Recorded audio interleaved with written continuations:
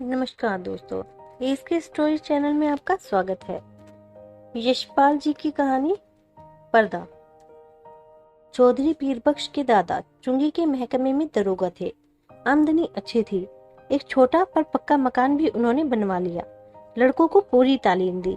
दोनों लड़के एंट्रेंस पास कर रेलवे में और डाक खाने में बाबू हो गए। चौधरी साहब की जिंदगी में लड़कों के ब्याह और बाल बच्चे भी हुए, लेकिन ओहदे में खास तरक्की न हुई। वही 30 और 40 रुपए माहवार का दर्जा। अपने जमाने की याद कर चौधरी साहब कहते, वो भी क्या वक्त थे। लोग मिडिल पास कर डिप्टी कलेक्टर करते थे, और आजकल की तालीम है कि एंट्रेंस तक अंग्रेजी पढ़कर लड़के 30-40 से आगे नहीं बढ़ पाते। बेटों को ऊंचे ओहदे पर देखने के अरमान लिए ही उन्होंने आंखें मूंद ली। इंशाअल्लाह चौधरी साहब के कुनबे में बरकत हुई। चौधरी फजल कुर्बान रेलवे में काम करते थे। अल्लाह ने उन्हें 4 बेटे और 3 बेटियां दी। चौधरी इलाही बख्श डाक खाने में थे। उन्हें भी अल्लाह ने 4 बेटे और 2 लड़कियां बख्शी। चौधरी खानदान अपने मकान को हवेली पुकारता था। नाम बड़ा देने पर जगह तंग ही रही। दरोगा साहब के जमाने में जनाना भीतर था, और बाहर बैठक में भी मोढ़े पर बैठ नेचा गुड़गुड़ाया करते। जगह की तंगी की वजह से उनके बाद बैठक भी जनाने में शामिल हो गई, और घर की ड्योढ़ी पर पर्दा लटक गया। बैठक न रहने पर भी घर की इज्जत का ख्याल था, इसलिए पर्दा बोरी की टाट का नहीं, बढ़िया किस्म का रहता। जाहिर है दोनों भाइयों के बाल बच्चे एक ही मकान में रहने पर भी भीतर सब अलग अलग था। ड्योढ़ी का पर्दा कौन भाई लाए। इस समस्या का हल इस तरह हुआ कि दरोगा साहब के जमाने की पलंग की रंगीन दरियां एक के बाद एक ड्योढ़ी में लटकाई जाने लगी। तीसरी पीढ़ी के ब्याह शादी होने लगे। आखिर चौधरी खानदान की औलाद को हवेली छोड़ दूसरी जगह तलाश करनी पड़ी। चौधरी इलाई बश्क के बड़े साहबजादे एंट्रेंस पास कर डाकखाने में 20 रुपए की क्लर्की पा गए। दूसरे साहबजादे मिडिल पास कर अस्पताल में कंपाउंडर बन गए। जो जो जमाना गुजरता जाता, तालीम और नौकरी दोनों मुश्किल होती जाती। तीसरे बेटे होनहार थे। उन्होंने वजीफा पाया। जैसे तैसे मिडिल कर स्कूल में मुदरिस और देहात चले गए। चौथे लड़के पीरबख्श प्राइमरी से आगे न बढ़ सके। आजकल की तालीम माँ बाप पर खर्च के बोझ के सिवा और है क्या। स्कूल की फीस हर महीने, और किताबों और कॉपियों और नक्शों के लिए रुपए ही रुपए। चौधरी पीरबख्श का ब्याह हो गया। मौला के करम से बीवी की गोद भी जल्दी ही भरी। पीरबख्श ने रोजगार के तौर पर खानदान की इज्जत के ख्याल से एक तेल की मिल में मुंशीगिरी कर ली। तालीम ज्यादा नहीं तो क्या, सफेदपोश खानदान की इज्जत का पास तो था। मजदूरी और दस्तकारी उनके काम करने की चीजें ना थी। चौकी पर बैठते, कलम दवात का काम था। 12 रुपया महीना अधिक न होता। चौधरी पीरबख्श को मकान सितवा की कच्ची बस्ती में लेना पड़ा। मकान का किराया 2 रुपए था। आसपास गरीब और कमीने लोगों की बस्ती थी। कच्ची गली के बीचों बीच, गली के मुहाने पर लगे कमेटी के नल से टपकते पानी की काली धार बहती रहती, जिसके किनारे घास उगाई थी। नाली पर मच्छरों और मक्खियों के बादल उमड़ते रहते। सामने रमजानी धोबी की भट्टी थी, जिसमें से धुआं और सज्जी मिले उबलते कपड़ों की गंध उड़ती रहती। दाईं ओर बीकानेरी मोचियों के घर थे। बाई और वर्कशॉप में काम करने वाले कुली रहते। इस सारी बस्ती में चौधरी पीरबख्श ही पढ़े लिखे सफेद पोश थे। सिर्फ उनके ही घर की ड्योढ़ी पर पर्दा था। सब लोग उन्हें चौधरी जी, मुंशी जी कहकर सलाम करते। उनके घर की औरतों को कभी किसी ने गली में नहीं देखा। लड़कियां 4-5 बरस तक किसी काम काज से बाहर निकलती, और फिर घर की आबरू के ख्याल से उनका बाहर निकलना मुनासिब न था। पीरबख्श खुद ही मुस्कुराते हुए सुबह शाम कमेटी के नल से घड़े भर लाते। चौधरी की तनख्वाह 15 बरस में 12 से 18 हो गई। खुदा की बरकत होती है तो रुपए पैसे की शक्ल में नहीं, आल औलाद की शक्ल में होती है। 15 बरस में 5 बच्चे हुए। पहली 3 लड़कियां और बाद में 2 लड़के। दूसरी लड़की होने को थी तो पीरबख्श की वालदा मदद के लिए आई। वालिद साहब का इंतकाल हो चुका था। दूसरा कोई भाई वालदा की फिक्र करने नहीं आया। वे छोटे लड़के के यहाँ ही रहने लगी। जहाँ बाल बच्चे और घर बार होता है, 100 किस्म की झंझटें होती हैं। कभी बच्चे को तकलीफ है तो कभी चचा को। ऐसे वक्त में कर्ज की जरूरत कैसे ना हो। घर बार हो तो कर्ज भी होगा ही। मिल की नौकरी का कायदा पक्का होता है। हर महीने की 7 तारीख को गिनकर तनख्वाह मिल जाती है। पेशगी से मालिक को चिढ़ है। कभी बहुत जरूरत पर ही मेहरबानी करते। जरूरत पड़ने पर चौधरी घर की कोई छोटी मोटी चीज गिरवी रखकर उधार ले आते। गिरवी रखने से रुपए के 12 आने ही मिलते। ब्याज मिलाकर 16 आने हो जाते, और फिर चीज के घर लौटाने की संभावना न रहती। मोहल्ले में चौधरी पीरबख्श की इज्जत थी। इज्जत का आधार था घर के दरवाजे पर लटका पर्दा। भीतर जो हो पर्दा सलामत रहता। कभी बच्चों की खींच-खाच या बेदर्द हवा के झोंकों से उसमें छेद हो जाते तो पर्दे की आड़ से हाथ सुई धागा ले उसकी मरम्मत कर देते। दिनों का खेल। मकान की ड्योरी के किवाड़ गलते गलते बिल्कुल गल गए। कई दफे कसे जाने से पेच टूट गए और सुराग ढीले पड़ गए। मकान मालिक सोजू पांडे को उसकी फिक्र ना थी। चौधरी कभी जाकर कहते सुनते तो उत्तर मिलता, कौन बड़ी रकम थमा देते हो, 2 रुपये किराया और वह भी 6-6 महीने का बकाया। जानते हो लकड़ी का क्या भाव है? ना हो मकान छोड़ जाओ। आखिर किवाड़ गिर गए। रात में चौधरी उन्हें जैसे तैसे चौखट से टिका देते। रात भर दहशत रहती कि कहीं को चोर ना आ जाए। मोहल्ले में सफेद पोशी और इज्जत होने पर भी चोर के लिए घर में कुछ ना था। शायद एक साबित कपड़ा या बर्तन ले जाने के लिए चोर को न मिलता, पर चोर तो चोर है। छीनने के लिए कुछ ना हो तो भी चोर का डर तो होता ही है। वह चोर जो ठहरा। चोर से ज्यादा फिक्र थी आबरू की। किवाड़ न रहने पर पर्दा ही आबरू का रखवारा था। वह पर्दा भी तार तार होते होते एक रात आंधी में किसी भी हालत में लटकने लायक न रह गया। दूसरे दिन घर की एकमात्र पुश्तैनी चीज दरी दरवाजे पर लटक गई।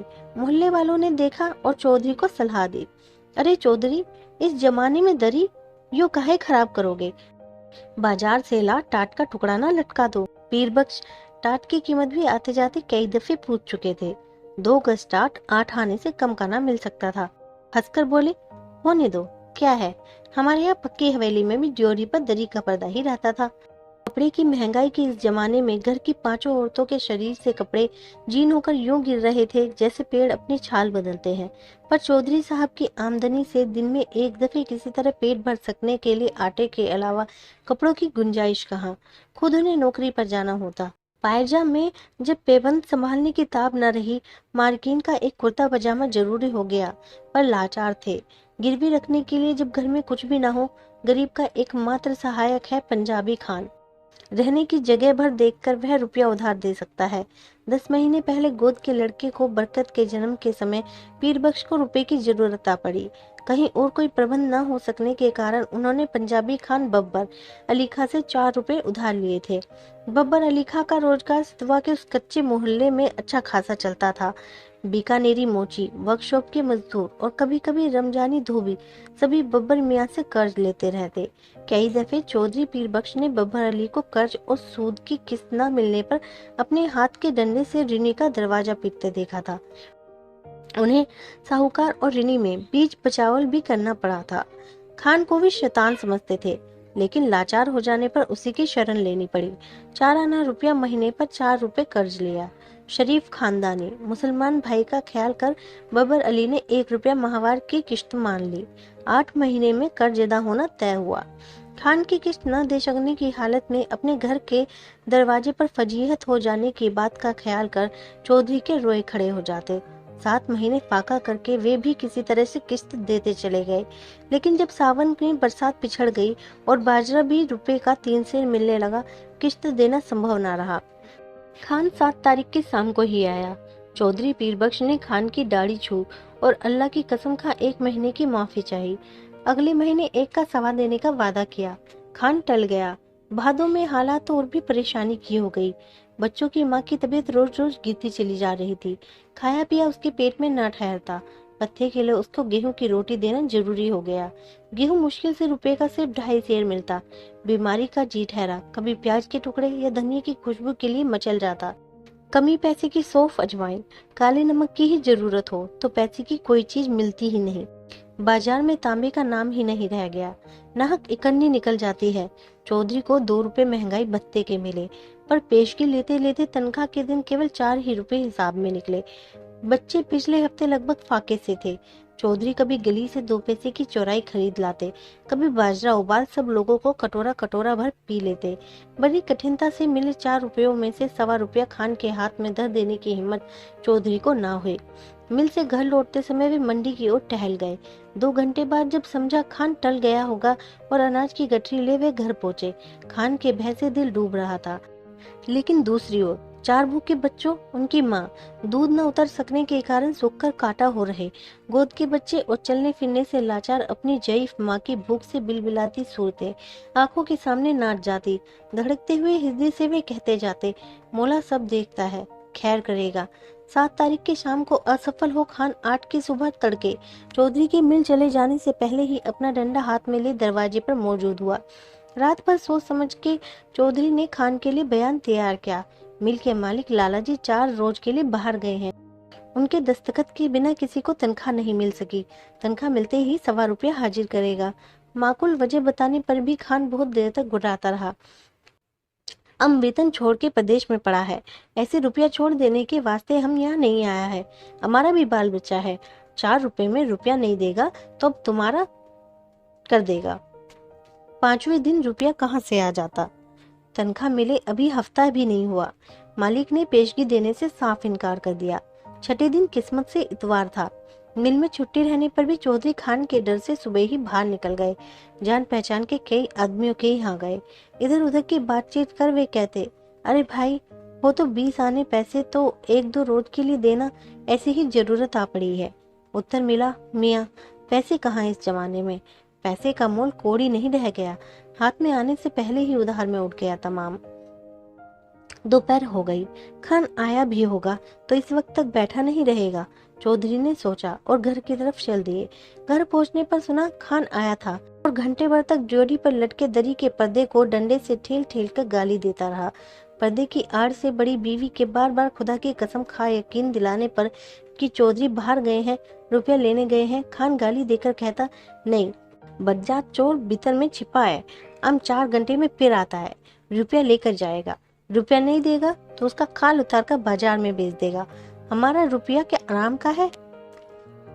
4 घंटे से पहले ही खान की पुकार सुनाई दी। चौधरी पीरबख्श के शरीर में बिजली सी दौड़ गई। वे बिल्कुल निस्तत्व हो गए, हाथ पैर सुन और गला खुश। गाली दे पर्दे को ठेल कर खान के दोबारा पुकारने पर चौधरी का शरीर निर्जीव प्राय होने पर भी निश्चेत न रह सका। वे उठकर बाहर आ गए। खान आग बबूला हो रहा था। पैसा नहीं देने के वास्ते छिपता है। एक से एक बढ़ती हुई 3 गालियों के एक साथ खान के मुंह से पीरबख्श के पुरखों पीरों के नाम निकल गए। इस भयंकर आघात से पीरबख्श का खानदानी रक्त भड़क उठने के बजाय और भी निर्जीव हो गया। खान के घुटने छू अपनी मुसीबत बतावे माफी के लिए खुशामद करने लगे। खान की तेजी बढ़ गई। उसके ऊंचे स्वर से पड़ोस के मोची और मजदूर चौधरी के दरवाजे के सामने इकट्ठे हो गए। खान क्रोध में डंडा फटकार कर कह रहा था, पैसे नहीं देना था, लिया क्यों? तनख्वाह किधर में जाता? हरामी हमारा पैसा मारेगा, हम तुम्हारा खाल खींच लेगा। पैसा नहीं है तो घर का पर्दा लटका के शरीफ ज्यादा कैसे बनता? तुम हमको बीवी का गहना दो, बर्तन दो, कुछ तो भी दो, हम ऐसे नहीं जाएगा। बिल्कुल बेबस और लाचारी में दोनों हाथ उठा खुदा से खान के लिए दुआ मांग पीरबख्श ने कसम खाई, एक पैसा भी घर में नहीं, बर्तन भी नहीं, कपड़ा भी नहीं। खान चाहे तो बेशक उसकी खाल उतार कर बेच ले। खान और आग हो गया। हम तुम्हारा दुआ क्या करेगा, तुम्हारा खाल क्या करेगा? उसका तो जूता भी नहीं बनेगा, तुम्हारा खाल से तो ये टाट अच्छा। खान ने जोड़ी पर लटका दरी का पर्दा झटक लिया। जोड़ी से पर्दा हटने के साथ ही जैसे चौधरी के जीवन की डोर टूट गई। वह डगमगाकर जमीन पर गिर पड़े। इस दृश्य को देख सकने की ताब चौधरी में ना थी, परंतु द्वार पर खड़ी भीड़ ने देखा कि घर की लड़कियां और औरतें पर्दे की दूसरी ओर घटती घटना के आतंक से आंगन के बीचों बीच इकट्ठी हो खड़ी कांप रही थी। सहसा पर्दा हट जाने से औरतें ऐसी सिकुड़ गईं जैसे उनके शरीर का वस्त्र खींच लिया गया हो। वह पर्दा ही तो घर भर की औरतों के शरीर का वस्त्र था। उसके शरीर पर बचे चीथड़े उनके 1/3 अंग ढकने में भी असमर्थ थे।